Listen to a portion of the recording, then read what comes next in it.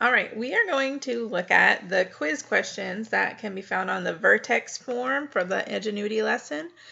And remember that you are only going to get 10 questions, but there are a possibility of 16. So you're going to see all 16, but remember that you could get a different set of 10 and they're in random order. So you might not see them in the same order that I'm going through them. Just make sure that you're taking notes, and that way when you do a quiz retake, you get a better grade. So the first one I have here says, which graph shows the axis of symmetry for the function f of x equals x minus 2 squared plus 1? Remember that an axis of symmetry goes through the vertex. And the vertex is either the highest or lowest point. It's in the middle of the graph.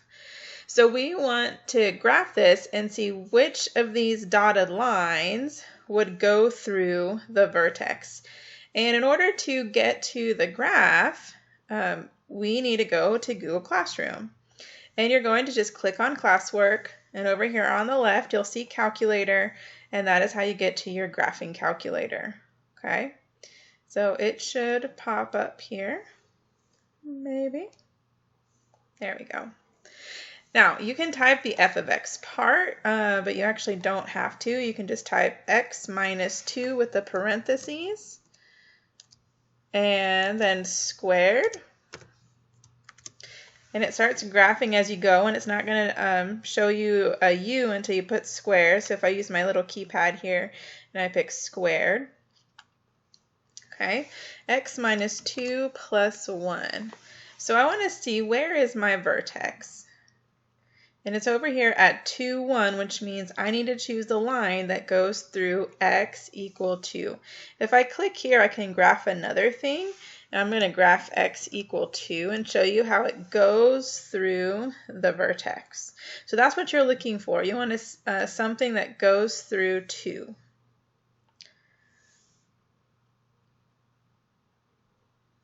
So hopefully you see your answer there. Let's move on to the next question. The graph shows the axis of symmetry for a quadratic function, f of x. Which could be the function? So you're doing the same thing here. You are going to graph each of these equations, and you're going to see which one goes through 4 for the vertex. Which one has a vertex at 4? So this would go through the center of these, okay? So just go in and go to the calculator, and remember that you want to just click the X, that will delete it, and then you can start typing the next one, okay?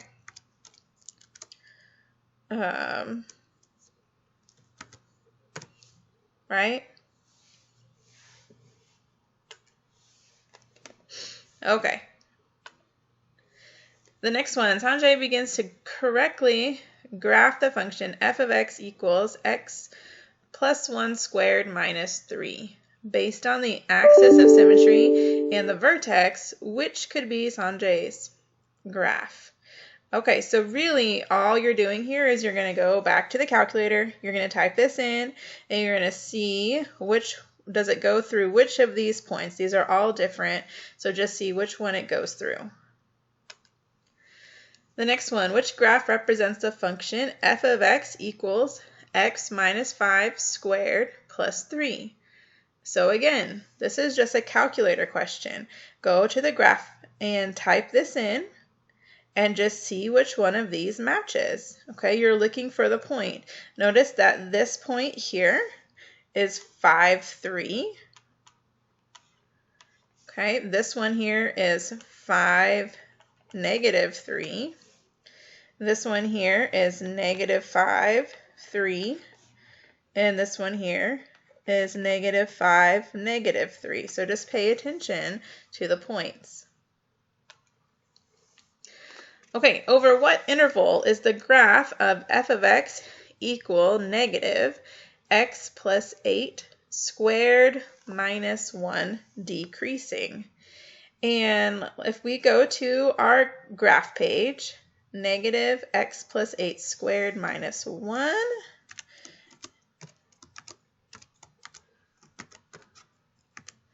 Let's just double check that I copied that correctly. X plus 8 squared minus 1. And we want to know, when is this graph decreasing? And so I'm going to kind of slide this up here. Remember, if this line is going up, so it's increasing, and now it's going back down. So here's where it's decreasing. And it starts decreasing right here at -8. And the x values are getting bigger. So basically, we start decreasing at -8. So there's your answer. Okay, this is not something we would have talked about had we still been in school. So the answer is -8 to infinity. Okay, which function has a range of y is less than or equal to 5? So that means that when I graph this, it's actually going to be upside down. And it's going to start here at 5 and go down. So that's what you're looking for. You're looking for something that's upside down, starts up here at 5 and gets smaller. So graph each of these and see which one would match that. Okay, the graph of which function is decreasing over the interval -4 to infinity. So basically that means when you hit -4 on the x-axis, it would start going down. And again, this is not something that we would have talked about. So the answer is the second one here. So if you get that question, just copy down the answer. Okay, now all of the ones that we're about to talk about, you can use the calculator. But I'm going to also remind you that Miss Ullman and I have both done a lesson on translations. And we have talked about using this equation. So I'm just going to remind you that if you see a -h inside the parentheses, that makes your graph move right. And if you see a positive h, that makes the graph move left. Now the number on the outside, if it's a positive k, it moves the graph up. If it's a -k, it moves the graph down. And basically all you're trying to figure out on these questions is what happened. So it says, which best describes the transformation that occurs from the graph of f of x equals x squared, so this is where we start,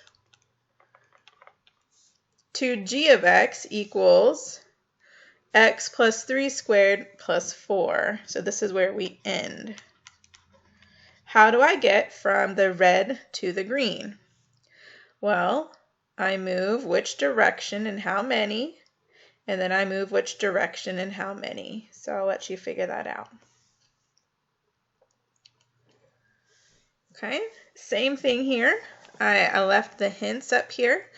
Which best describes the transformation that occurs from the graph of f of x equals x squared to g of x equals x minus 2 squared plus 3. And so remember, here we're going from f of x to g of x. So we are starting here and we are ending here at g of x. So which way did it move and how many? And then which way did it move and how many?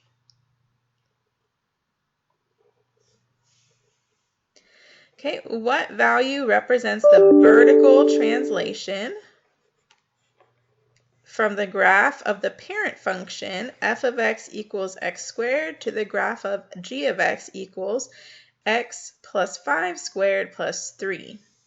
So since we're talking about vertical translation, that means I'm either moving up or down. So I need to look at this plus k or minus k, which is at the end of the problem. So that's what you need to look at to answer this question. Okay. What value represents the horizontal translation from the graph of the parent function f of x, it should say equals x squared, to the graph of the function g of x equals x minus 4 squared plus 2?